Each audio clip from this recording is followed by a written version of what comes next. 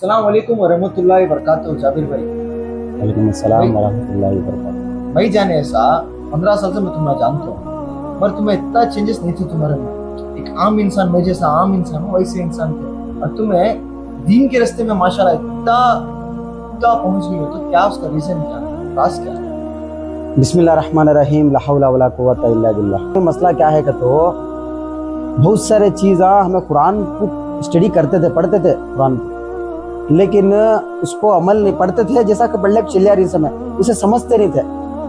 Member पर बैठ को बेफिजुल बाता, किस्से कहानियाँ, फलां बुजुर्ग ये थे, फलां बुजुर्ग थे कि अंखिया में नमक का सुरमा लगा को ईशान की नमाज, ईशान की वजू से फजर की नमाज पढ़ते थे।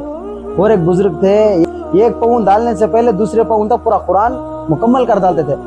ये सब बेफिजुल बातें हैं। बचपन से सुनते सुनते आ रहे हैं। मेरे दिमाग में यह था कि कुरान पढ़ को, शायद कुरान के अंदर ये सब बातें रहेंगी। अगर को हमें पढ़ते थे लेकिन समझते नहीं थे कुरान को।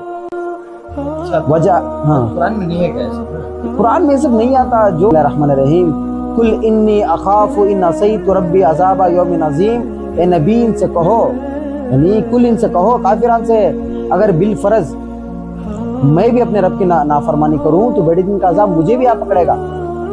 मतलब अल्लाह ताला अल्लाह के नबी को फरमा रहा सो कि अल्लाह के नबी पाक सल्लल्लाहु अलैहि वसल्लम भी अल्लाह की नाफरमानी करे तो अल्लाह के नबी को भी बड़े दिन का अजाब पकड़ता। अल्लाह ताला फरमा रहा कुरान मजीद में। अल्लाह जब तौहीद की बात आचे तो अल्लाह ताला वहां उतर को बात करता है।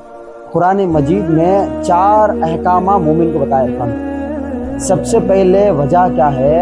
अल्लाह ताला सूरह वल अस्र में फरमाता है, वल अस्री इन्नल इंसान लफी कुस्र। अल्लाह ताला फरमा रहा सो मुझे कसम है अस्र की, यानी अस्र के वक्त की कसम है, इंसान नुकसान में है।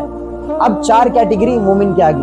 अब इसके बाद अच्छी बात है, इल्ला लजीना आमनु, पहली कैटेगरी ईमान लाना, व अमिलुस सालिहाती, और नेक काम करना। और सबसे टफ आखिर में 2 आयत आई, व तवासौ बिल हक, हक बात करो।